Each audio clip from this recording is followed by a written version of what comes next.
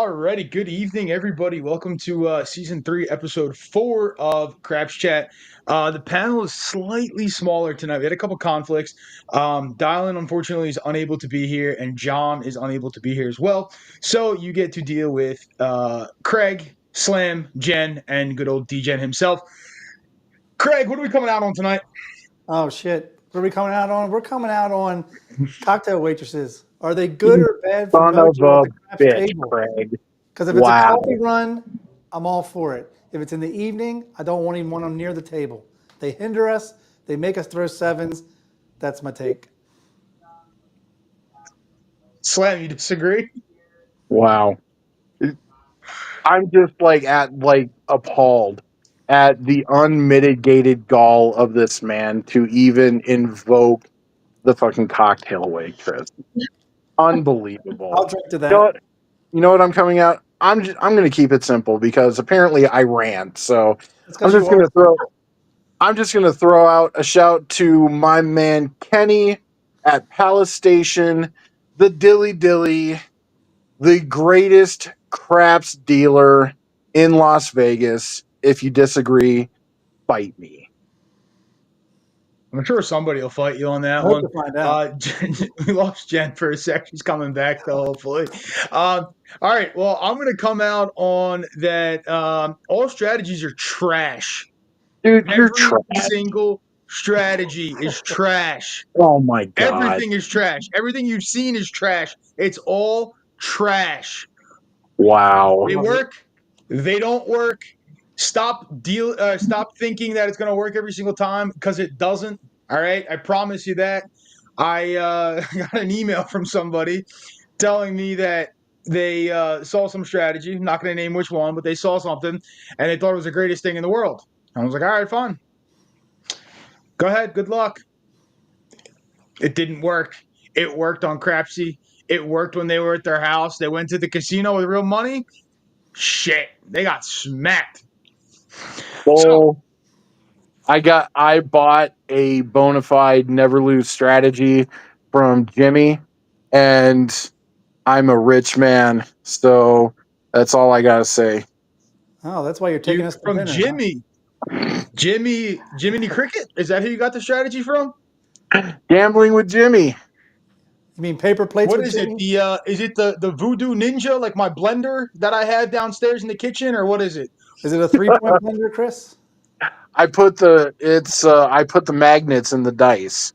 It makes all the difference. Oh, there you go. The magnets in the dice. You see, if you put magnets in the Voodoo blender that I have, the Voodoo Ninja blender, they turn to dust because the 5 blades on that thing spin crazy fast. There she is. All right. Yeah.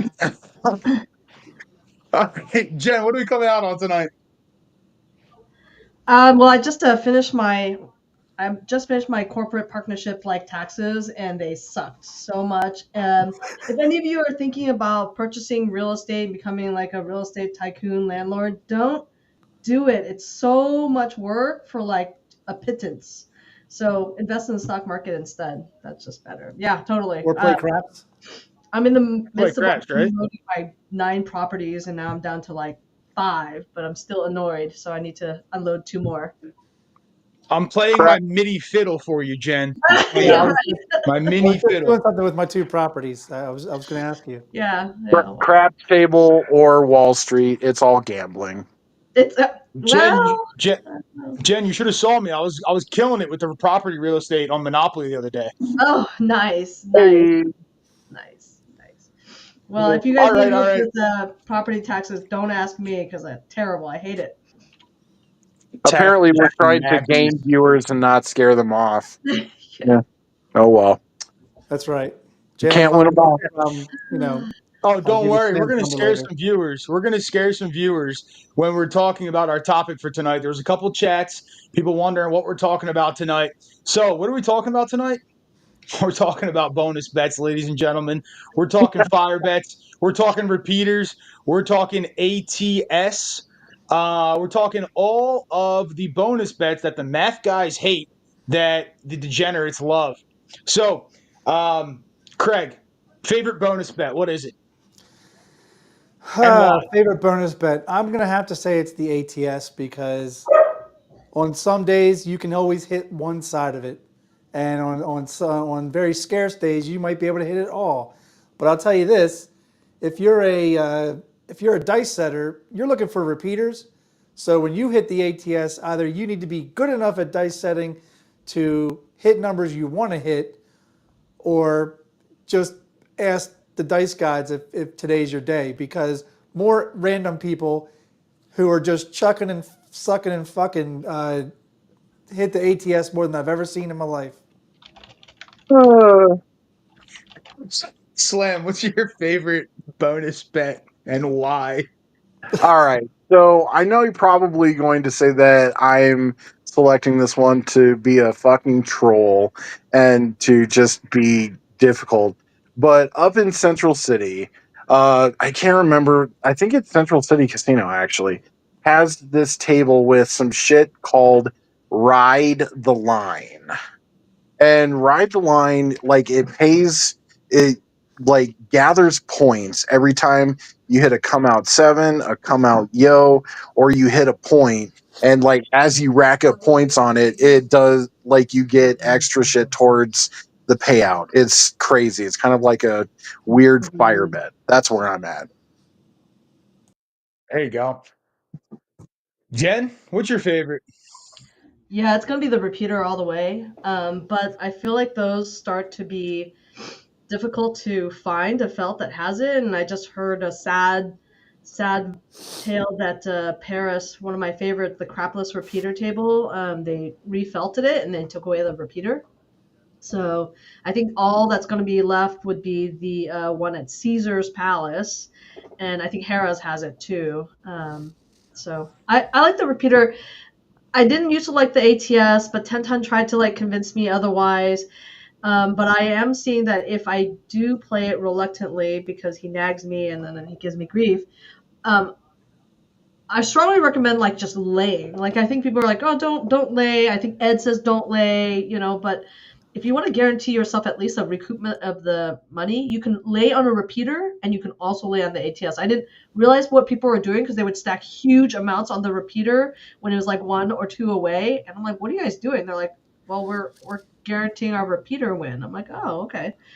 It actually can work out pretty good. Question to the Many, many. panel: does anybody like whatever they're called? It's the soft hard ways where they don't go down, but they only pay 5 to 1. They don't go down on an easy. No, Like Orleans has that. isn't it like 4 to 1 on the six and I thought it eight was and five then five to one. oh it's okay. half. It's typically half the actual payout usually when Oh, I've okay. seen them. Like well, I guess technically speaking, the when I saw it, the 4 and 10 were 4 to 1, and I think the 6 and 8 were 5 to 1. Honestly, I I've think only it's seen it once though. I think it's just an extra space that they give to sucker people out of their money on the seven. But I actually, I want to reverse myself. My favorite bonus bet on the table is the big six and the big eight. Fight. Oh my god! No, Who let you what? on the panel? That's my Oh, question. you like the little bets? Okay, that's fine. I'll keep my big bets, and I'll be good. You know I'm what's great. funny is the big eight, big six pays better than the field because it's not a one roll bet. Unbelievable, Slam. Now, I was gonna say, and I think Cadillac Jack put it in chat somewhere here. Yeah, here it is. Put in there the ATS is his favorite if it pays 35, 175, and 35. I would definitely have to say that would be my favorite bet. If I was ranking them, it would be ATS, repeaters, then the fire bet. Not a big fan of the fire bet. I've seen people hit it before. The fire Seen bet Lou. is woefully underpaid for the Yes, difficulty. I do. I I agree. agree. I hit a 5 point I, fire bet in Atlantic City a couple of weeks ago in August, and it didn't pay. It paid the same as an ATS, a five Yeah, point. like yeah. what? It No, should I pay think 250 for a dollar for the fifth one. It should. I know they're changing it to pay sooner on the third. and then they reduce it on the 4th and 5th and 6th. And 3 is hard enough. It should pay on the three fire bet. Three's not that hard. I think it's just not that rewarding. Like on the 4th one, you should be getting $25, and then on the 5th one, you should get $250, and on the 9th, the 5th, the 6th month, you'll get $9.99. You do get $250 on the 5. 5th, yeah, for $1. Yeah. That's a way better payout than the ATS. I don't know what you mean. It's a much better, bigger payout than the ATS. It's a $12.50 payout. $1 gives you $175, dude. So I don't know what math you guys are doing. It must be John's math. I have a broken calculator. That's what I do my math on. I got an A++ in that. I think Duracell had in the chat that does anybody who plays the ATS ladder up on a loss? No. Really No. bad. I will ladder up if I hit the ATS. Yeah, I'll go up if somebody's hitting it. Like if I hit one, then I'll start going like maybe 5-5-5. Maybe I'll go like 10-5-10 or something. Just to try to maximize. It usually doesn't maximize. It usually minimizes my bankroll. But if you can catch a couple when you do that, obviously good. It'd be interesting to see though if anybody does ladder. And I think he said he followed it up after the fact with I think 30 losses and then go up. So I mean, if you're thinking about it, right, 30 losses. If you're going 5-5-5, that's 15 times 30 is 450. I think if my broken calculator is correct. But you know, I guess you could go up to 10-10-10. You would need a decently sized bankroll for just the ATS when you're playing on everything else. Yeah, I know that whenever I've actually hit the ATS once, by the way. I've hit it for other people when I'm not betting it, but I've actually hit it once when I'm betting it. And after that, I did. What's that? You hit the ATS, Craig? I hit Yeah. Bullshit. Thank you. Bullshit. And what I did was the next I was night. playing an applause in the background. I appreciate that. So I went from 5-5-5 to 25-25-25, but then of course the person PSO'd. So there you go. That's a quick way to lose 75. Oh my god! You went 75 on somebody? Okay, 10 times. Oh, Bubble Craps, go play. Oh, by the way, the ATS on Bubble Craps, I have won that so many times I couldn't even believe it. I kept texting like John and Ian like pictures. I did the bubble and you just do $1. In fact, Ed was on there and I was like, Ed, look at this. And I sent him like 3 screenshots of me hitting the full ATS on Bubble Craps. You can ask Ed. He's like in chat. Like I kept texting. I'm like, look, Ed. And I hit it again. I hit it again. So many horns on the Bubble Craps. Does anybody not like the bonus bets? Yeah, anybody not play them? Hate them. Why do you hate them? I hate them because they're like a 25% margin or something like that. I mean, they're like outrageous. Yeah. Well, Jen was correct in your math, Craig. So Jen's the mathlete. That's true. We are athletes. Jen's the mathlete.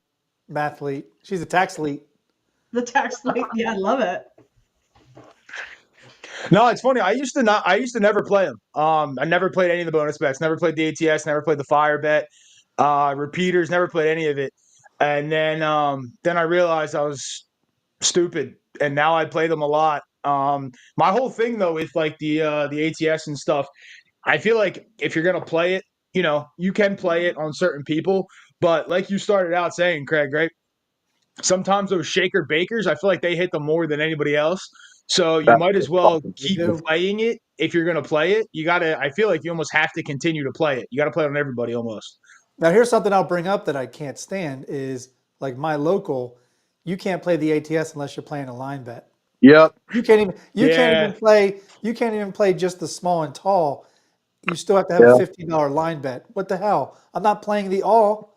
So why can't I just go with it? I should be able to go with a $10 pass line or no pass line. So one of the things that the Blue Wrench crew does that I've been a part of when we're in Vegas, like we will take turns betting the ATS like 5-5-5. And then so like it'll be my turn, and then if it's 7th out, then we'll switch it to somebody else, and then somebody else. And if one of us manages to hit it, then we split it 3 ways. So like we like kind of math wise, gives you a little bit of like, and it lowers the edge a little bit, I guess, while still you don't get as much as you normally would, but like you're not sinking as much money as you normally would. Now I have a Yeah, you're question not for winning as Slam. much on the win though. Right. Yeah, but I mean, if you Jen, John, and like, I were doing it when we were in Vegas. We would we'd all throw five and 5 5 5 because the three right. of us were all throwing five. But it's just like I'll be honest, it's fine when it hits, but like if you hit it, if you hit one tall around the table, you're still down. Yeah, that's a good point, especially when it's only paying like 30 to 1. Uh Yeah, you're like getting $50 so for it. Like yeah, like $150 plus your bet back, and then like what? You've sunk $15 into the ATS how many times? So yeah, yeah, you're it's barely breaking even on it because like if you think about it, I mean, technically you can fit, I guess, on a 14-foot table, you can fit 8 people aside. That's right. 16 shooters. Granted, you're not going to always have 16 shooters, so let's say 10 shooters total at a table is a conservative guess, right? 10 shooters, you catch one tall, that's 155 and down if you catch either side, right? And if you're Yeah. splitting it three ways, realistically, you're seeing $51 and change, right? Well, Mhm. 10 times around, you had to spend, you know, $5. So you're barely, yeah, you're up $1, I guess, which is great, but that's barring no come out sevens. And that's actually somebody catching a piece of it. Let True. me I think let me it's give you. John that brought it up that he was at a table and it didn't hit for 19 shooters. Yep. Yeah, here's the math. So if you're at a shitty 30 150 30, you're gonna win you're gonna win $1,050, right? So for your $15, you're gonna win 1,050. So if you take 1,050 divided 15, that's 70. So you need to hit it one time in 70 shooters to break even, and that's just to break even. To be ahead, of course, you got to hit once before the 70. But if you implement a lay bet, you can bring that number down, right? So you can actually, I mean, I think Gargoyle has it 1 in 100, which it's because he has a separate bankroll for it, but it's 1 in 70. That's the break even point. Once you go beyond 70, you're no longer breaking even. You have to win. You're just gonna win just to recoup some loss out So of let And me that's ask the you, full Jen. ATS, the Let full me eight. ask you, Jen. not Do you just a do anything piece. differently? Sorry, Chris. No, go ahead, Craig. Jen, do you do anything differently if a box numbers have all been hit already and you're waiting for a horn number? Do you play the I horn? I do. I will lay a number that hasn't come. That's a box. I know that I was like texting Ed when I on the bubble crash. I'm like, Ed, what do I lay? What do I lay? It's like a 12. It's like he's like, there's nothing you can do. I'm like, that's true, but I'll still lay the 10 to get something, for it, or I'll lay the point. Um, yeah, and I think Big AZ is saying it's 1 in 70 tries, not shooters. That's what I mean. Yeah. Is that 70 attempts to break even. If you can get that's the crest for that. So let It's me less. ask Slam a follow-up question because he brought this up a while ago. If you're playing the ATS Slam, do you always work the come out? Why wouldn't I work the come out? If I'm betting that the roll's going to go long enough and varied enough that it's going to hit either side of the ATS or the whole thing, why am I not working the come out? It's the same roll as any other roll. Yeah. You can continue to be bashed for it. Like when we were splitting 5 5 5, and I hate to throw John under the bus while he wasn't there, but he kept doing come out sevens and like crushing our 5 5 5. And I'm like, the next time we split that, the person who's the shooter who keeps throwing the sevens gonna have to come up with the full thing. I feel like that's gonna be I the deal. agree. I was just sliding chips to you like they were candy. I was I like, know. here, Jen, here's another one. Here's another one. Here's another one. I was just John, not literally Jen. putting John. chips in your. Yeah, No, I'm saying because you were placing it for us. I was. Yeah. So I just constantly kept giving you $5, $5, $5 because John literally, I think he threw 4 come out sevens, and I was like, John, come on. But question for all of you, and for everybody in chat, actually, right? Because there's a debate on this, right? Not only is there a debate around bonus bets in general, but Jen, you were talking about laying numbers earlier. What is your stances on laying a number for like the small or the tall? Forget about the full ATS, right? Let's say you're missing a 5 for the small. Are you laying that 5 or are you letting it ride? Yeah, I know people don't, but I will. I'll do a baby target bet, right? So I want to lay it enough to just pay for my 555. So I'll do a $30 lay. I won't do it, just nothing. I'll just do a nothing lay.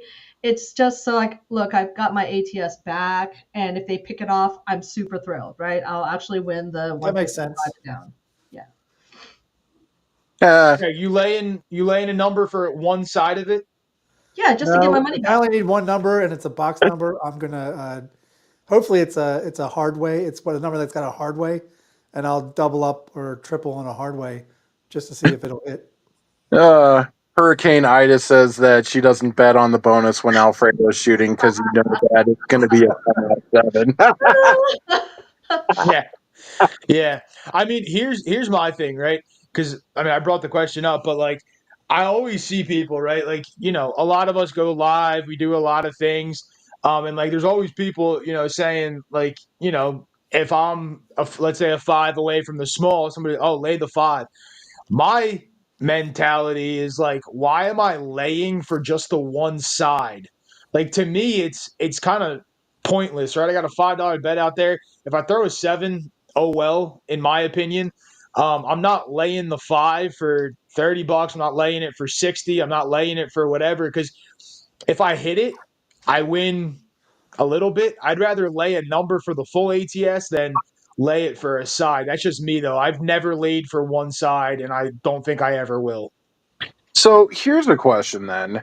If we're talking about like whether we're trying to maximize our money, if we're trying to simply cover the ATS and we've got it for, we'll just say for 555, why not just put a $15 come bet out there? If you hit the 5 and get the small, you win the small and you don't lose your $15. It just moves to the 5.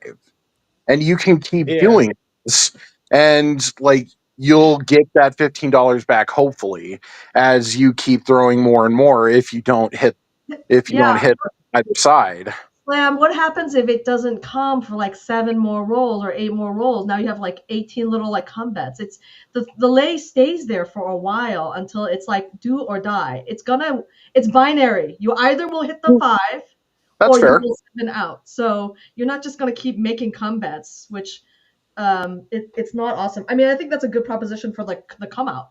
That's what the pass line is for, right? And Ed says don't lay for a little thing. So Slam brings out a huge great point, which is, are you doing the ATS to maximize and win a bunch of money to be way up? Or, is it another bet that you're scooping money? So this is the Like, is reason it I really do a just a small side lay. bonus? I'm trying to scoop up a little bit of the money, but to go for the big money. I'll sacrifice $30 to go for the big money, and then I'll have $20 back to play again next time, right? So that's why I do a small lay. So Stent Placer says on a 555 he won't lay the number, but if he has 10 10 10, he'll always lay to guarantee the win. Like, what's the difference between the $15 for you? Like, that's a difference of $15. If you're not going to lay, if it's a 5, why would you not lay, or why would you lay if it's $30? I'm just curious. Yeah, I bet it's a meteor thing. I bet I just like it's a hefty. Now instead of winning 155 and down, you're looking at 310 and down. So he's Mm, thinking more like I can now lay it for like $90 and now I'll still get back to 10 or something like that.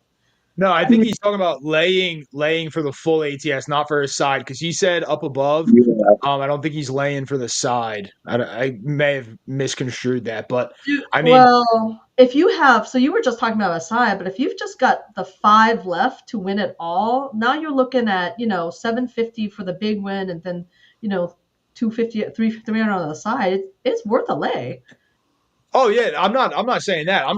I'm not laying for a side is what I'm saying. I'll potentially lay for the full ATS, right? So like if you're missing a 5 Mhm. for the full thing, you already hit the tall. I'll potentially lay a number there. But That's then also in much my better. head there though, you already hit the tall. I already have 155 in the rack from the tall coming down. So like, Right. yeah, I can lay to win either way, yes. But I may give you a couple rolls to actually hit it, or I may pull my lay down after a while. It depends. But laying for the full thing is very different to me than laying for just a piece of it. Like Right. personally, I think laying for a piece is crazy. Because like, I mean, the whole thing, it's a bonus bet, right? Like it's a bonus to me. I'm not like basing my whole bankroll off the bonus bet. So So, here's and I guess that's the difference is when we're talking about laying to preserve a piece of the actual win rather than laying to just get the bet back. Yeah. Okay. I mean, my thing too is like, right, if I'm playing the ATS, I'm 99% of the time on the pass line, right? So I can cover the come out 7 if it happens. Plus the pass line part of my come out game. So like if you hit one pass line bet for me, in my head you've paid for my ATS bet. so question for the panel and the chat. It's classic. Happens a lot more than we think it happens, and that's the ATS is all filled in except the 2 and the 12. If you ever get to just the 2 and the 12 exposed, are you hopping the reds? No. Not me. I'm not hopping because I mean, if you hit the extreme, great. But like I'm hoping you're continuing to pound the box and I'm just making money in the box. I'm not gonna sit there and try to hedge off the ATS by hopping the reds. Because again, at that point, if you come back to the math of it, right? If I'm getting the small 155 and down, realistically, I'm gonna be hopping for $15 every single time, right? 555 on the hops, I would probably. do it. I So would like do it if once you've gotten that box or horn or box number to make it 2 and 12. Then that very next roll, I'll hop the reds. But not Chris, just okay. do a I that's mean, red. your edge when you pound the do you box. do you do you continuously hop the reds though, or do you do it No, for no, I'm one not singular continuously roll? no. No, if I'm continuously hopping the reds, then why am I playing that even playing the bonus bet? I should just be doing hybrid or dark side at that point. Yeah. See, that's where I was going with that. Was like if you're gonna hop the reds for that, I'm glad you clarified the one roll because I'm thinking in my head you have 7 rolls ish, 8 maybe to cover that bet, and then after that, if you hit the small, you barely recoup the money you used to hop the reds. But if you're hopping Right. it for one singular roll, it's a different story. But like Alfredo said here, like I mean, I'm usually doubling down. If you're a horn away, I'll play some kind of like rotating horn bet. Like I'll go, like a horn high ace deuce. I'll go horn high yo. I'll go horn high ace. I'll literally throw it around the horn and just keep it up there, hoping that you hit it. Obviously, my box bets are still there. And more often than not, if you're catching a piece of the ATS, you're on a decent enough roll anyway, right? Yes, some people hit it in 5 rolls and, it's quick. But you've had to have got me in paid some way already. I've done a progressive C and E though. I'll start with a $6 C and E, and then go to a 16, and then go to a 28. Just trying to catch if I can catch, one horn, then maybe another will follow. I I've seen someone and this is not anecdotal, like literally my friend hop the sevens progressively until he lost like $5,000. And I'm like, he's like, it's got to come. I'm like, are you freaking kidding me? He just kept hopping it progressively to cover. So I think that I'm more like with Alfredo on I will lay a number that's not hit, but I actually think you can lay the point. Well, If let, you let me lay the let me point, clarify. Let me clarify. I'm not progressively doing the C and E. I'm only progressively doing it on a horn hit. Like if I have oh, the 3 and the 11 and I need the 2 and the 12, I'm doing it. Then if another 11 might hit or another 3 might hit, and I just can't get a aces or midnight, or maybe the midnight will finally hit, and that's what I'm doing, the progressive. okay. I mean, when you I stop, agree I'm with not doing it on the that. same way like the same way people were talking about yeah. hopping reds or something progressively. Yeah, I I also actually like what agree with Alfredo said, Arnett. though, just now about laying a number that was only hit once. I've actually taken numbers that aren't hitting in the last 3 to 5 rolls down to table minimum and just pressing the ones that are hitting. Right. Well, Arnell says if it's down to a horn number left, pray for it to come and get full value. And especially when you're not on a crapless table, I think that's probably your best bet instead of just like throwing away what you would make in profit on that ATS trying to cover for like what may or may not happen. Just hope for the like you're betting that it's going to be good. So just put that energy out there and like pray for it to be good. I like that. Yeah. I mean, but here's the thing too, though. Like, if you're laying on a crapless table, you're really minimizing your actual win by laying that number because you have to lay so much on a horn to win less, Yeah, that right? is So, like, true. I mean, you're laying like on the 2 and 12, right? You're laying 6 to 1. So, like, if you're sitting here trying to cover that $15, you're gonna have to lay what is that 90 on it. So On now a you're 2 gonna to 12, win yeah. 15 one way, or you're going to win the 155. So it's like you win $15 or you win like $50. At that point, why not just try to hit the damn 2 or 12 or see what happens? Like, that's my Good whole thing point. with laying numbers just for a piece. Now, if you're talking about the full ATS, different story again. But still, laying a horn is very costly because Yeah. Yeah, the odds are so bad. Lay the yeah. point or lay an 8. You'd be surprised. People cannot hit the 8 when they absolutely really, really need the 8. We've all been there. We've all been there. Lay the point. It actually Yeah. is very difficult to make a point. Lou's right. Most of the crapless tables I played will not accept a lay bet. It's like a very rare exception that would. I think Orleans does. I think someone else said maybe Paris does. I never saw it take a lay bet, but I agree. Like I'm looking at the math of it, and I don't understand. And this is just like from my own perspective, why a casino wouldn't love to accept lay bets on the fucking horn numbers because just like Chris said, like in order to like you put a $5 lay in order to win $5 on a 2 or 12 lay, you have to bet $30 and so on and so forth. And so, you hit the 12, like you've got $30 on it. The casino is out what, $5? But then when you hit the 2 or the 12, they get so much more money for you. I don't understand why they wouldn't want to encourage that shit. It's confusion. Here's a People question not for math. Jen. Yeah, people can't math for hell. Like honestly, the only time it's going to be worth it to lay the 12 is you need to do a $600 lay to get that $100 win. Right. Just can't math. Then you got to give up 605, or you're going to see someone going like, oh, I want to do a $100 lay. Can I do that? And they're like, no. So, you really need to move to the 11, lay like 75 to win 25 or something dumb. But it's just too, people can't even do regular math on like a 2 to 1 lay, a 4 and 10. I bet that's really the issue. So Jen, if you're just needing a horn number for the ATS, are you always laying the 10 specifically, or are you laying other Most of the boxes time that may not be I hitting? won't lay.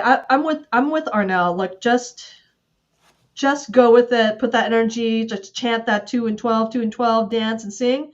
But if I really am like, look at this random shaker baker, I will lay the point.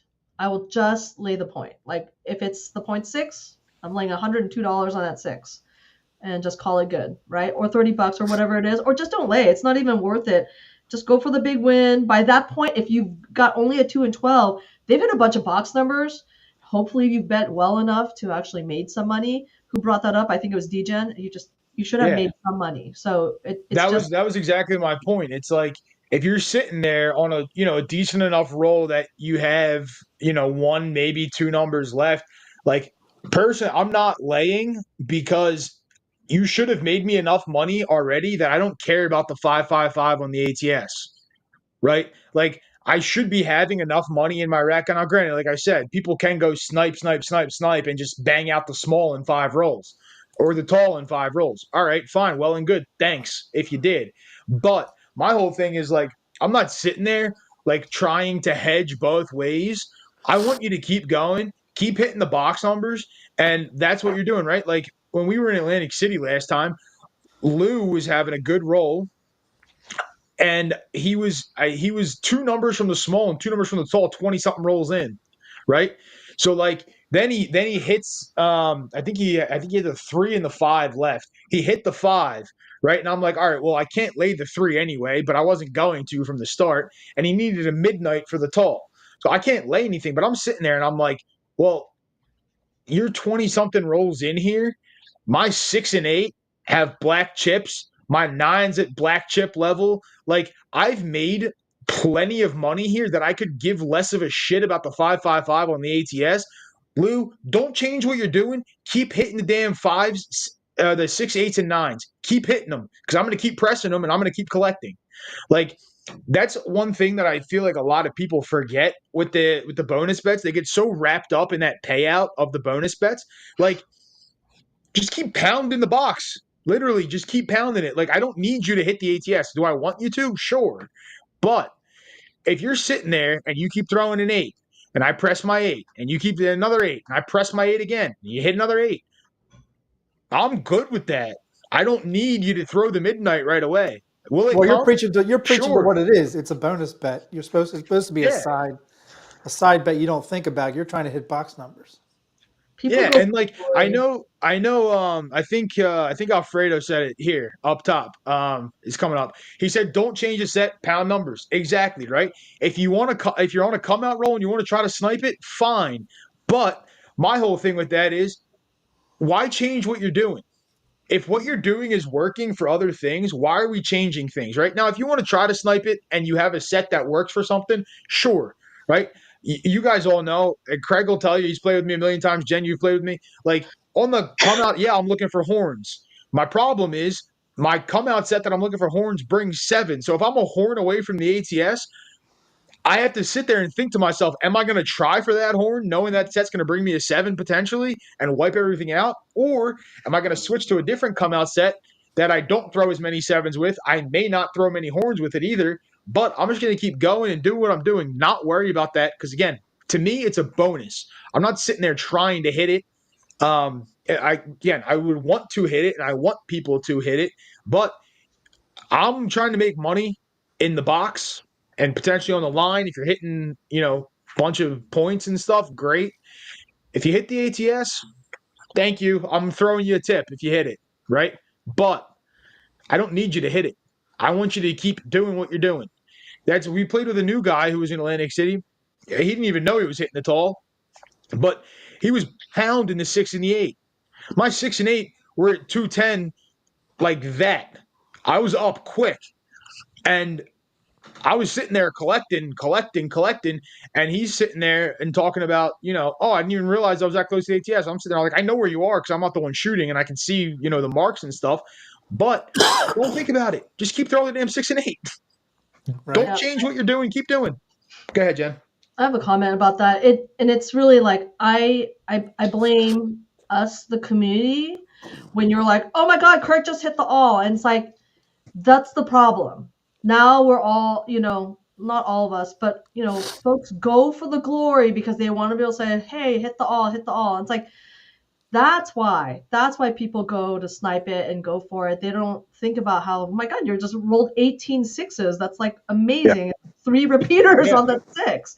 Lou does that all the time. I will totally attest to that. He'll roll 20 and 18 of them will be a 6 or 8. And like, he'll have no other number on the ATS, right? You've wasted your money. And I'm with Dice Emotion is I've gone to where we brought a whole bunch of shooters from Premier Casino Host to GVR, and everyone, it's just practice shooters. So I will do a $5 all on everybody. Otherwise, I normally never play. I'll just do that because I don't care about anything else. And we as a group hit 8 alls, full alls, and all I had ever was $5, and it was great because I got a piece of the action. As a don't player, for those of you who are don't players, putting a $5 all or $5 some sort of bonus bet actually helps to ease other people's like gripes. And also, if you get sniped all the time, if you get they hit the ATS, the all, you're in really great shape. You get all that money back. So it's actually kind of fantastic. Yeah. So I'm gonna switch. let's Go ahead, let's Slam. talk quickly about just like the actual simple math, because he said something that really resonated with honestly how much of a just a time and money sink the ATS really is. So we're talking, let's say five, you can make one side of the ATS in 5 throws. Let's say you put $5 on that side of the ATS, you're going to come away with $150. If you put $60 on the 6 and the 8, and $25 on the 5 and the 9, chances are you're going to make more money in those 5 rolls hitting box numbers than you would hitting the ATS and having to change up what you're doing in order to try and get that roll. So, unless you are an absolutely fantastic DI, or you just, like John says, have a separate ATS bankroll and you're just fucking around with it, hoping for the best, you're more like, if you're a hit it and get out, the ATS, it's ugh. Like it's just Yeah. a it's a pure negative EV. Yeah, but No, $5 at risk versus a $60 6 and 8, which is $120. So But but 5 rolls either way, you're more than likely going to hit those 5 plus. If you have that on both sides, then then you have like 5, 6, 8, 9. You're more than likely to get 5 hits on those than you are to get 5 hits like on one side of the ATS. yeah, but okay. So I was playing with Alfredo or on his Crapsy show, and there were 5 PSOs in a row. Now you're looking at $120. Boom, boom, boom, boom, boom. $1,000 bankroll for a lot of people. That is their big bankroll, right? Like it's gone. But you can put $5. My friend Mario literally does 555 and pass line, or 555 and a 6, or an 8. Like that's all he plays, and he's like he makes thousands of dollars. It's actually super crazy. But that's all that he brings, a tiny bankroll, and that's what he But plays. with boom no, I've boom seen a lot of people boom do that. Yep. with boom boom There's a boom guy in my PSO, local. you're not making money on the ATS or on the place bet. So it like kind of comes out in the wash. You're just going to be a big loser either way. Well, Yeah. it's neutral, right? So if you're doing ATS and like 555, you're not going to lose a ton. The come outs, you get nothing. When he actually hits a 6, sometimes he'll just hit a whole bunch of 6s. It just plays a long time with very little money. Yeah. And when he does it at ATS, they chase him down, offer him like food and dinners and like evenings.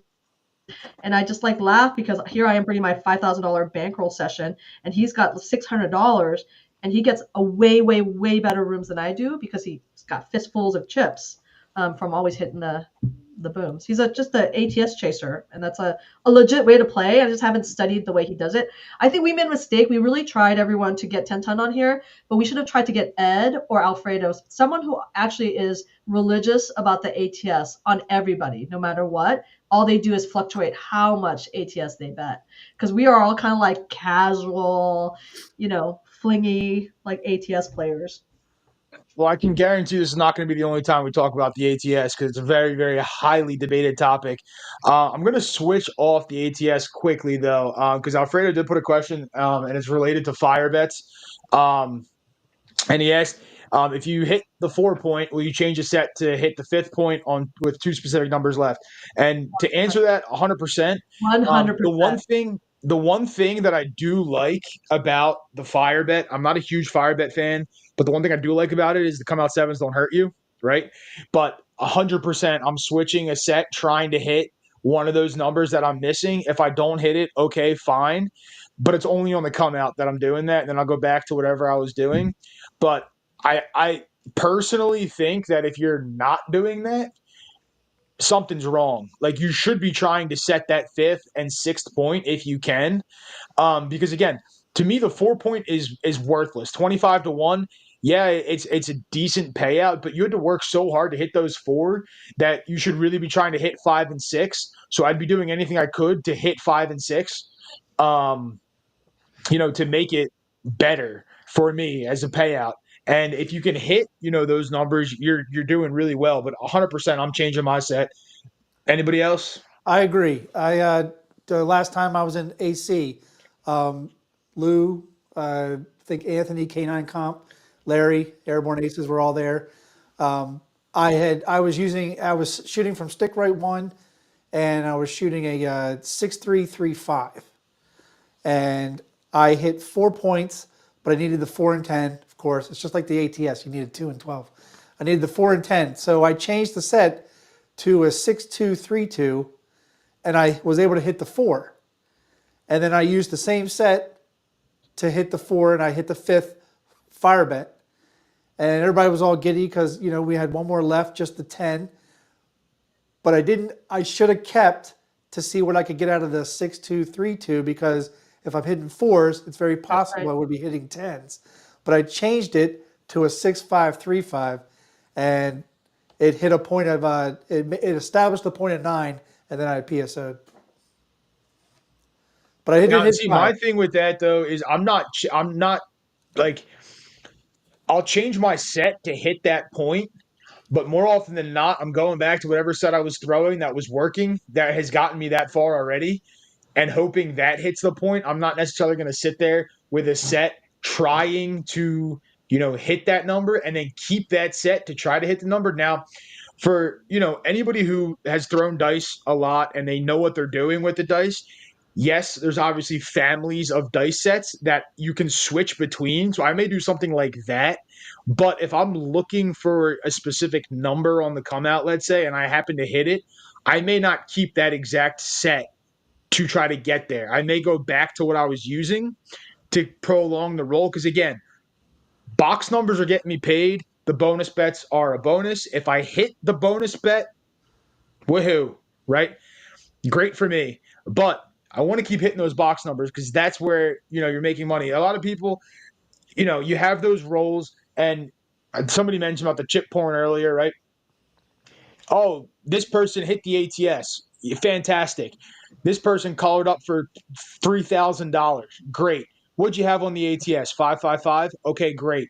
Where'd the other $1,500 come from? Right? Exactly. Came from the box numbers. It didn't come from the ATS. It came from the box numbers.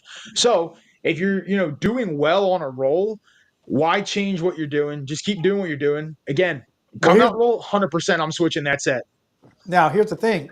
In my particular situation, and Lou will back me up in chat, I hit the 5-point fire bet in 11 rolls. So I buckshotted 4 of them. So the 10 just was not coming. That's why I changed the set, because I was trying to spark a 10, and it just wasn't happening. How much did you have on the fire bet? That's like literally. Well, they had the max, which is $5. $5. Oh, $5, that's like yeah. the shittiest thing, right? Because like if you don't work the come out, like this is when I'm with Slam, is if someone just does buckshot, half your rolls were wasted, and with a 1 count, I'd made 0 money on you. Like, so I'm just like irritated at that point. But I was playing the pass line and odds, so I was Yeah. winning. Yeah, but I mean, how many times realistically, I know, Craig, you did it, and I've seen other people do it, but how many times realistically are you hitting a 5-point fire bet? Buckshot, buckshot, buckshot, buckshot, buckshot. More often than not, it's probably no. at least a mid-20s, if not 30 roller, more often than not. Yep. And in that 30 roller, you should still be making more than what you're going to get on the fire bet in just your normal payouts. Yeah. Exactly. And that's the same thing what I was saying with, the ATS, right? That, this guy was trying, he didn't even know he was hitting the tall. Well, yeah, I'm going to get 155 and down. Whoop-de-doo. My 6 and 8 were at 210. I could care less about you hitting the tall. Hit me a 6 or an 8 because I'm getting paid more on that bet.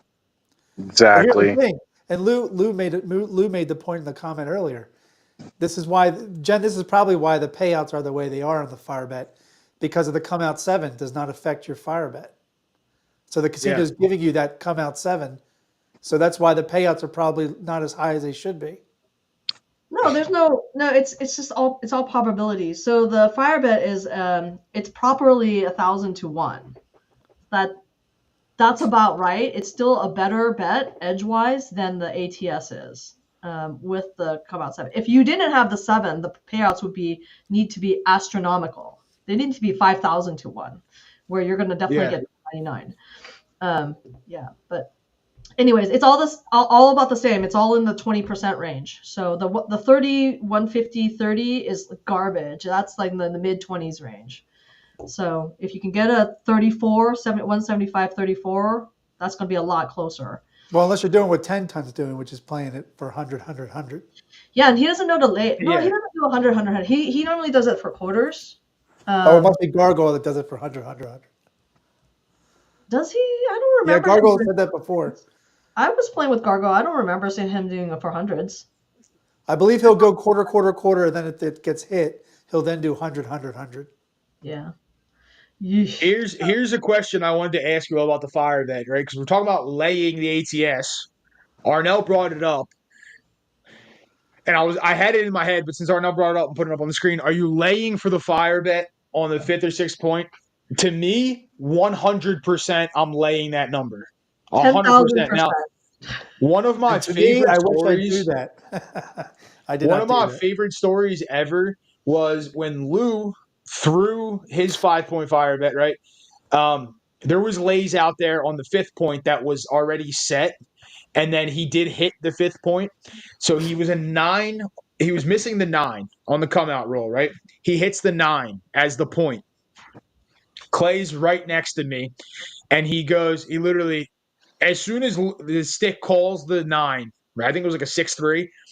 As soon as he calls it, Clay goes $1,500 lay 9. And the box looks at him and goes, what? And he goes $1,500 lay 9, whips out a wad of cash and just starts counting it down. And Lou did throw a 7 before he threw the 9. But I think, especially on the 5th and 6th, I feel like you have to lay him at some point. Like, there, to me, it makes sense to lay because you have a guaranteed win either way.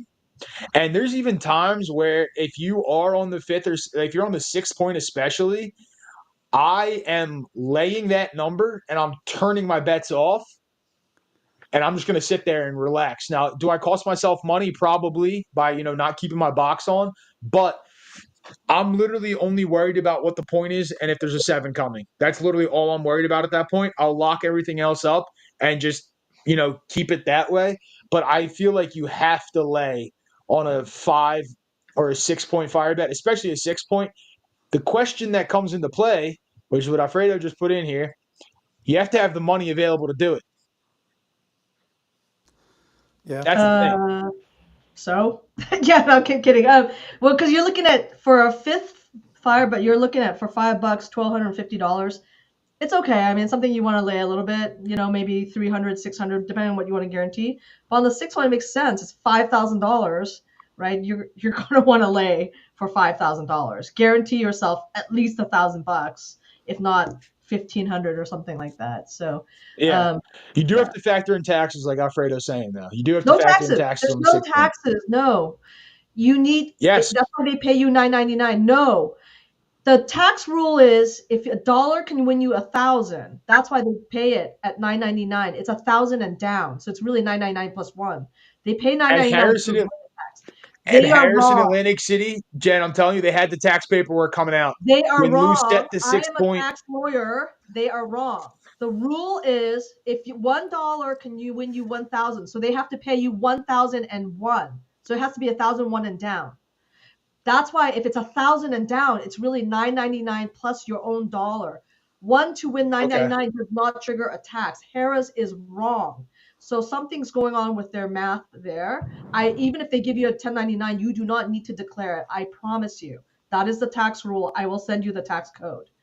Well, I hope to God I'm on the table when somebody hits the 6 point because they hand me that tax paper. I'm calling Jen immediately. Like, Jen, that's right. Talk to my lawyer. That's I'm right. not filling that shit out.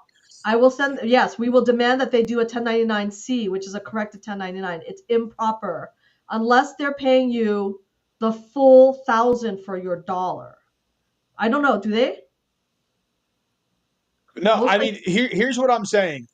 So Lou set the 6th point. When he set the 6th point, there was 2 suits behind the table who were literally handing out, and they were making sure everybody who had $5 on it, they were getting tax paperwork ready for all of us to hand to us.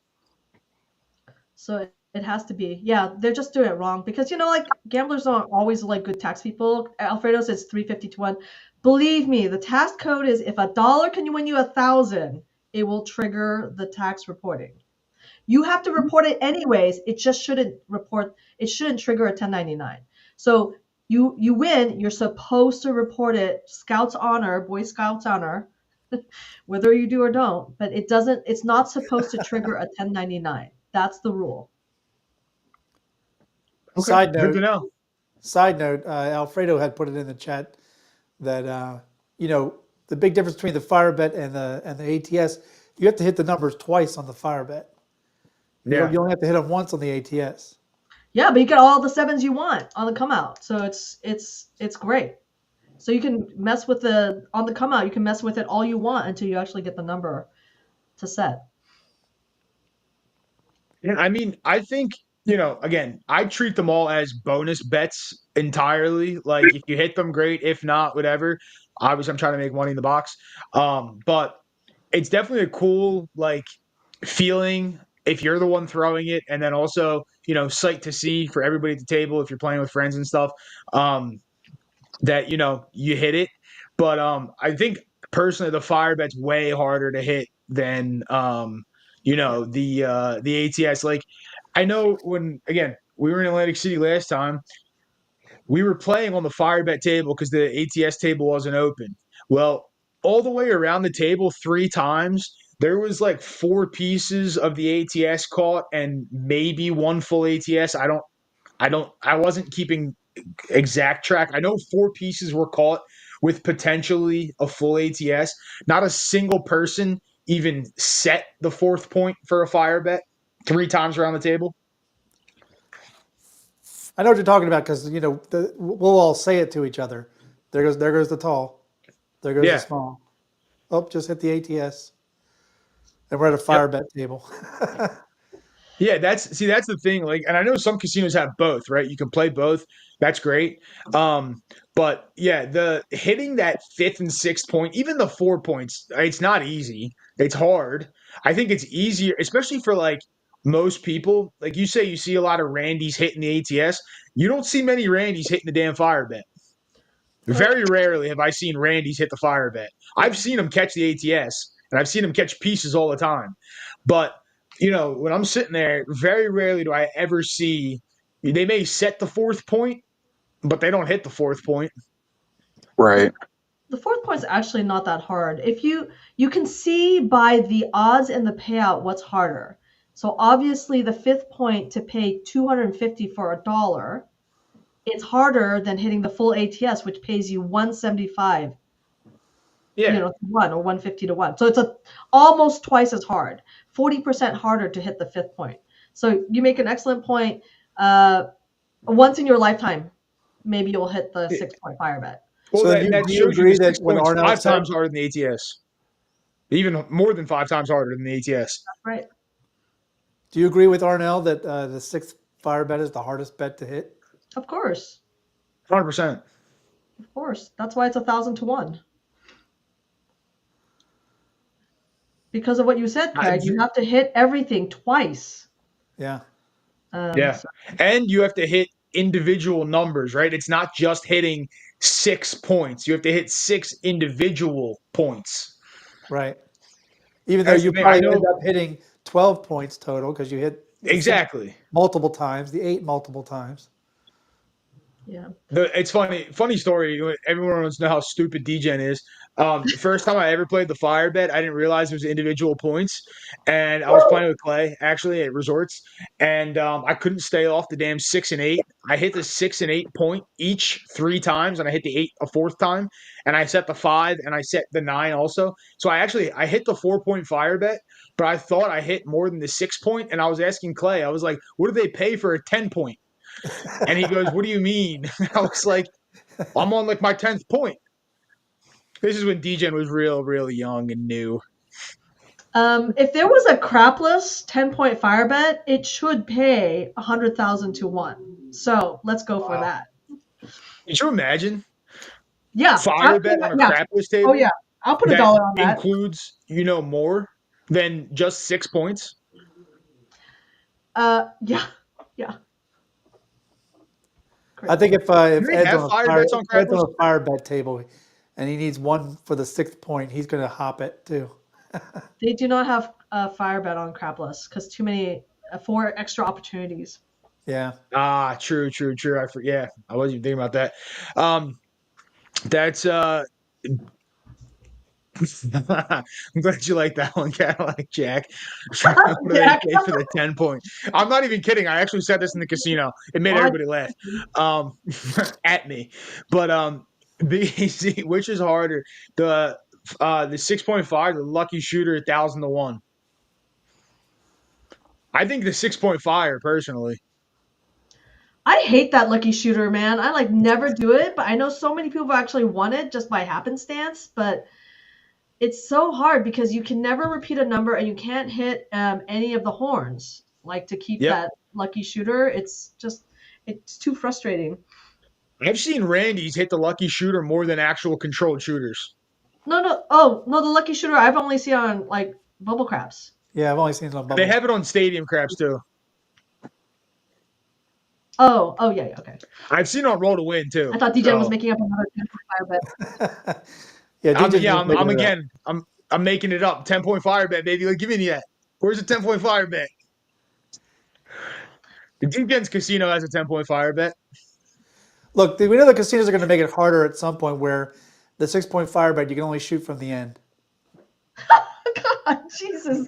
It's so stupid. I just don't understand if you just take 2 seconds to set your dice, who cares? When they give you I haven't gone to South Point, but now after hearing Ed's stories and all these guys' stories, I want to go check it out. And Ted's like, oh yeah, it's true. And I'm like, man, I as a don't player, you want people to pick it up, shake it, and just wing it down there, right? These are the right places. Alan asked newbie questions. I'm going to explain the fire bet. So, Alan, the fire bet is a bet. It's a bonus bet that you have to bet before, or I guess before the person shoots. It's typically right behind the pass line, underneath the pass line, a little fire symbol. What it is hitting individual points. So of the box, right? So 4, 5, 8, or 4, 5, 6, 8, 9, 10. You have to hit 4 individually. So you have to hit the 4, 5, 6, 8. You have to set that as your point and hit it as your point. Pays 25 to 1. If you set the 5th point, it pays, and you hit it, it pays 250 to 1. And then if you set and hit the 6th point, it pays 1,000 to 1 or 999 to 1, whatever the official thing is. But you have to set and hit 4, 5, or 6 individual points. You can't set the 8 twice, and that doesn't count. It only counts as once. Hopefully that helps. You can bet anywhere from $1 up to $5. Yeah, true. Thank you. Yeah, the max bet's only $5 on that. So yeah, that's why. That's the other thing, Jen, too, with the tax thing at Harris, because there's some people who will religiously bet $4 on it because betting that $5th enacts the tax thing, and I was like, whatever. But it's like saying, Jen. Harris, it's like saying if something pays 20%, but I'm only going to put $5 instead of $6. It's like, well, $6 would also pay 20. It's just all scale, right? It's still the percentage doesn't change, right? It's like 99.99 for 1. So let's say you're saying $5, right? Now you're looking at $49.95. It doesn't change. It just keeps scaling it. So it's fine, and it might just be Harris feels like they don't want you to bet the max, so they want to give you 1099s. That's okay. The rule is that they don't have to. They can if they want to. They can 1099 you to death, but it's not supposed to trigger. I like Big AZ's idea about. I was just bringing that up. I love it. Big AZ's bonus bet that he wants to pitch is that you have to hit all 4 hard ways before you 7 out. Would you like this? What shall the odds be? Big AZ, funny story. So anyone who doesn't know, I've been doing the 100 to 10K challenge, right? One of the dealers that that I'm playing with, he's there pretty much every morning that I'm doing it. He calls that hitting for the cycle when he's dealing, trying to hit all of the hard ways before he throws a seven. But during his 30-minute session that he has at the table, not in between sevens, but he tries to hit all the hard ways in that 30-minute span. But I kind of like that. Hit all the hard ways before we throw a That should be seven. the That'd be name of kind of it. It cool. should be called the cycle. There you Could go, be Big called the AZ. cycle. There you go, Big AZ. The cycle. I'll have to look up the math of that, but I imagine that would be quite difficult. Quite difficult. And then Tom says throw in the 2 and 12. You call that like the big cycle or something. I don't know. The hurricane, yeah, sure. The Oh, you tornado. can call the, you should be able to do the, there should be a bet for if you can hit all 4 horns consecutively. Holy shit! You're making up bets at this point. Fine. If you can do it, I'll give you $1,000. If you can't, I'll give you 1,000 tries for it. If you can do it. If you can't do it, you're gonna give me $1,000. I've only done it on one of my live shows once. Just saying. I'd never take that bet. There's no way you're throwing all 4 horns in a row. I'd bet against that person every day of the week and twice on Sunday. Anybody want to take that bet? Anybody want to take that bet? Slam I have wants a it. contract for you. I suck at throwing. What are you talking about? All right. Well, great. I got something to look forward to. Nah. How long are we doing for this show? I mean, someone talked about Crapless, and I'm like, ooh, I almost want to address it real quick. Do it. So Gary said he hates Crapless and he would never do it. What do we like about Crapless? It's just an option, right? It's like girls. Like I want to wear like a blue dress or a black dress? I'm going to bring both. It's just an option. You don't have to bet the horns, but if you wanted to, you no longer have to hop it and you don't have to go through the field. You can just bet it cheaply and you can leave it there for a while to take a stab at it and then bring it down when you want. It's just an extra choices. Who doesn't like choices? Unless to me, if you're a dice setter and your dice set happens to hit horns, I think it's worth it. Oh, Jalen Pong will take that bet. Yeah, and I think if you play don't though, Crapless sucks, right? You can't have a don't pass, you can't have a don't come. So, but if you always play box numbers, that's the way to go. Have the extra choice. I think it does have a bigger table though. I think that might be the takeaway. Are they all 14 or minimum? Yeah, I think so. I think at JVR it's 14 minimum because I think it'd be the box would have to be so tiny to put it on a 12. It'd be tiny. Yeah. Oh my God, Slam. The angle is weird too. Slam's watching a walrus. Slam's going through it over there. Oh, you guys are tiring me out. I'm bored. Yeah. Oh, okay. Well, do you play Crapless, Slam? I've played Crapless, yeah. Do you like it? Is it? I think there's something to be said with not having to hedge come out bets. There's something to be said for, especially if you like play come strategies for repeaters and getting paid on the true odds on those come bets. There's something to be said for that. Yeah, it's just, I think honestly, it's a way for the casino to make more money off of people who are hoping to get those bigger payouts on the extreme ends. So I think it bodes well for both sides depending on which way you play. So for me though, like I can't reliably hit horn numbers. So I'm just like it doesn't really make a difference for me. Jalen just said it. Is it because of the come out? Yep. It's because like, oh, you don't want to work the come out. But you don't lose money anymore on the 2, 3, and 12, which is fantastic, right? I mean, I know John hates it, but it's like, but John, you're like, oh, you lose, you're worse off. I'm like, okay, if you were on the pass line and on a traditional table, a 2, 3, 12, the money is gone, dead. Here, Right. you have to hit it again, but at least you have a chance versus it's like Dumb and Dumber, right? You have a chance as opposed to zero chance. Right. John's an ace deuce king. He should be playing crapless. Make 3 the point. 100%. You got DGen and me. I throw a ton of horns. It's like ask Big AZ. It's just on the come out. There's just something about me. I'm always throwing horns. DGen, he's like a horn monster. That sounded wrong, but he throws a lot. DGen's horny as all hell on the come out, baby. Yep. So do you want to go right into finish up with repeater bets? Who plays repeater bets? I've never played them, so I don't know. But Arnell put it in here earlier. Where is it? Put it in here. It's similar to a repeater bet. It's not quite the repeater though.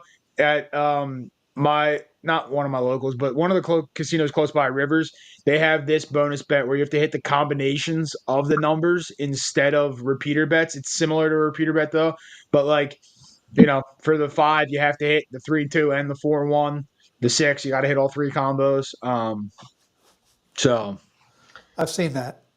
And something we don't talk about is the repeater bets in Reno and in Tahoe have a dealer envy to it. So the dealers are always pitching the repeater bets. So, for example, if you hit the repeater on the 4 or 10, they get a 20% cut. So if there was $100 and you've won now $400, they're going to get $80. So they love people who bet the repeaters. Well, for those who like crapless, they have that table at Harris that has crapless and repeater on it. Yep. Which I think is one that I could probably do the way I hit horns. So. Well, you guys you're going to Craps for the Cure, right? Let's go. Yeah. Let's do it.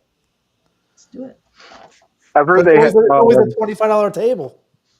AZ says that there are bubbles at Green Valley Ranch that are like $1 minimum that are crapless. Yep. So like if you're practicing progressive cum strategies, whatnot. Yep. And the bubbles pays 34, 150, 34. So it's like slightly better than the real table. It's very interesting. To answer Jalen Pond, isn't Lou the last person we know that hit a 6-point? I don't. Lou didn't hit the 6-point. He set the 6. He didn't hit it. 6-point. Yeah, I hit it. I've personally never seen a 6-point fire bet hit in person. I've heard about them being hit. I know Jen's hit one. I've never actually seen it in person. Lou was the closest I've ever seen with setting the 6th, and he didn't hit it though. I've seen the 5 a couple times. I've hit a 5 myself. Didn't set the 6, so I wasn't too concerned about it. But right. Yeah, I think. I've heard people do it. I've never seen it in person though, and I've never been lucky enough to be betting on it on the 6th point. And if anybody does have any questions, throw a Q in front of them so I can see them easier. Because we are coming towards the question and answer piece. So if you do have a question, throw it in there while we're finishing talking about 6-point fire bets in person. Yeah, I have to say, thank God there was Chris Wheeler was there. It's really hard. Like when you claim all these things, you got to have somebody else in the community be there for that at the table, or else you're just like, yeah. But it's one of those things that when you hit it, you realize how hard it was, and you may never have that kind of roll again. I hit it, but it was a 53 roller. It was very, very, very difficult. I may never have another one. I mean, I may, but and it could have just as well been like an 80 roller, and you still don't hit the 6-point because you're just like Lou. I could see Lou actually hitting only 2 points of the fire bet because he'll just hit the same 2 numbers over and over and over and over. They would be 6s and 8s. Yeah, totally. You see, that's the thing, though. That's going back to my original point with the bonus. It's a bonus bet, right? Like, if you're sitting there and you're just pounding the 6s and the 8s, well, my 6 and 8 are getting pressed as high as I want to take them. I really, it's great if you hit the bet, but to me, I don't care necessarily because just keep hitting the damn 6s and 8s for me. I don't care. I'm going to keep pressing my 6s and 8s.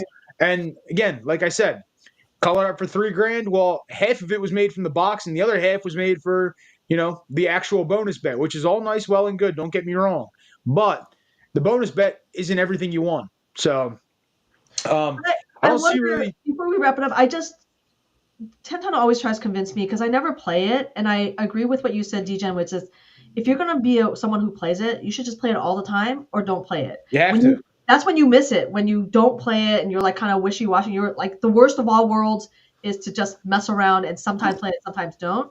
But I'm just wondering if it. I'm gonna start to keep some stats because you guys know I write things down and I track things, but I'm gonna do it with tracking when I do a lay bet because most of the time when I win on the ATS, it's scooping the lay bets because people are not gonna hit the whole ATS, and I'm scooping my $200 or $300 every here and there. I just think that it actually becomes a winning proposition in that case. Yeah, I mean, see, the thing with being wishy-washy on it, I feel like, I mean, personally, I would play it on like, friends and stuff, and then when I don't play it on a Randy, I'm pissed off because they hit it and I'm not on it. So I feel like I said before, if you're gonna play it, you have to play it on everybody because more often than not, the Randys will catch a piece. Um, not all the time, but I'm saying around the table more often than not, somebody will catch a piece of it. So I feel like if you're gonna play it, you got to play it all the time. Same thing with the fire bet. If you're gonna throw $5 down on somebody you might as well throw the five on somebody you don't know because again, it's $5. And if that $5 is going to break you, you shouldn't be playing the damn bonus bet in the first place. So you got to play it on everybody because somebody might catch it. Yeah, I'm gonna start to play it all the time, and I think what I'm gonna do is like do $100 don't bet, for example, do a 5-5-5, and I'm just trying to win. Like do a 6 and 8, hit it once, and then like pull down the 6 and 8, and that pays for my 5-5-5. I want to answer Gypsy's question, which is California card craps, which totally sucks. They do have an ATS. It's terrible. It's the 30-150-30. Somebody else asked something that was like another good question. How many times do you have to win on a repeater 6 and 8? Duracell, it goes like this. It's a 6 on the 6 and 8, 5 on the 5 and 9, 4, 3, 2. So it's pretty easy. 6, 5, 4, 3, 2 as you get like further out. So if you always do the extremes on someone like DGen should be able to hit the repeaters on the horns all the time. I hit the repeaters on the horns all the time. So I always put $20, 5 on every horn when I shoot on a repeater table all the time, every time. Yeah, that's Dice funny. The only Emotion. time I've go ahead, Sam. Yeah, Dice Emotion asks whether you would rather play with a good table and break even, or a table with grumpy people and make a good win. I'm gonna make 2 points about this. Number one, I think it is difficult as fuck to make a good win on people who are at the table and they're fucking grumpy because it just travels around. You're an We've energy talked guy, though. Yeah, we've talked this about energy into the ground. But honestly, if I'm pissed off at the people who are at the table, I'm probably not betting well, and I'm probably going to lose. I would rather have a good time and not lose money than have a shit time and like have to work that much harder just to grind out a profit. That's just me. Craig, what are your thoughts on that?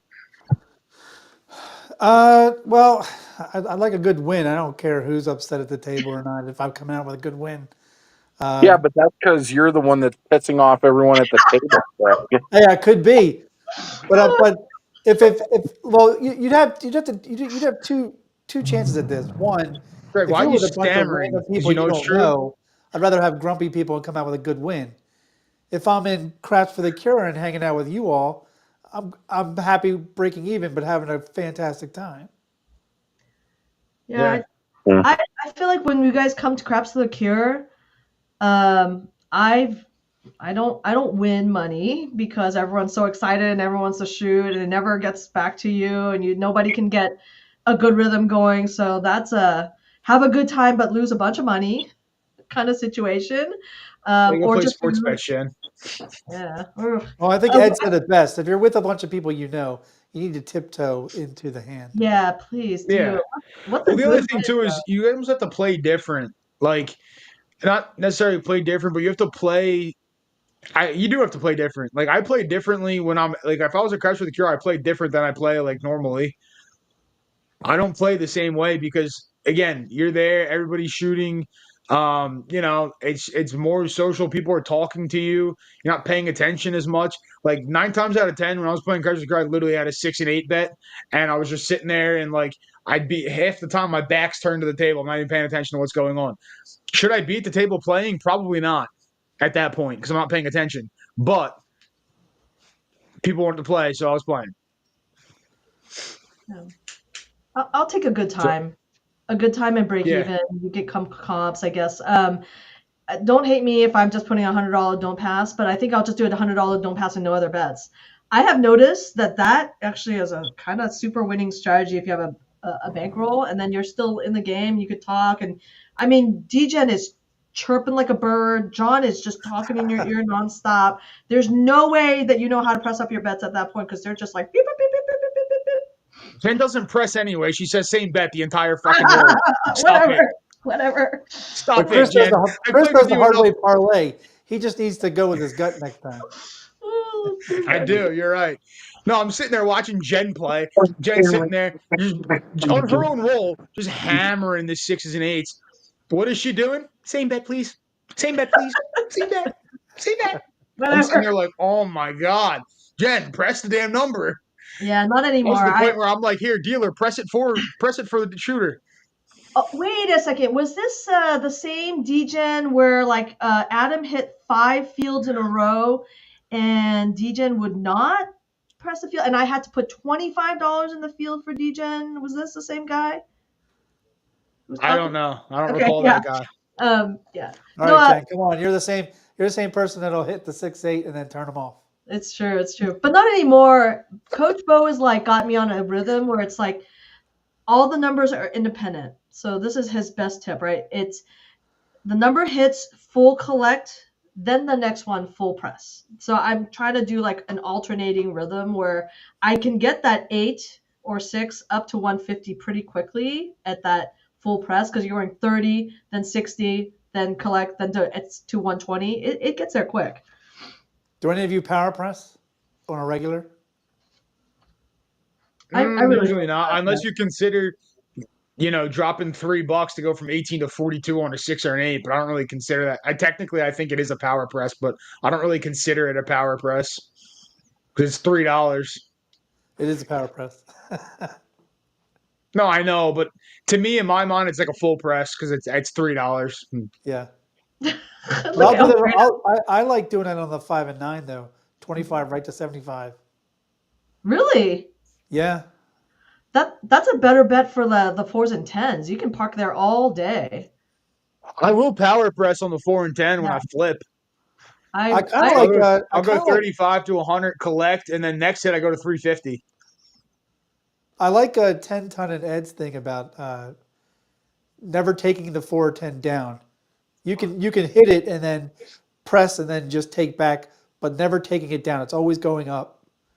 Whereas you might, get the 5, 6, 8, 9 to a point and then regress to a higher bet. So if you start out at a quarter, let's say you get them up to 150, hit the 150, bring it back down to 100 or 75 and go again, but the 4 and 10 never come down.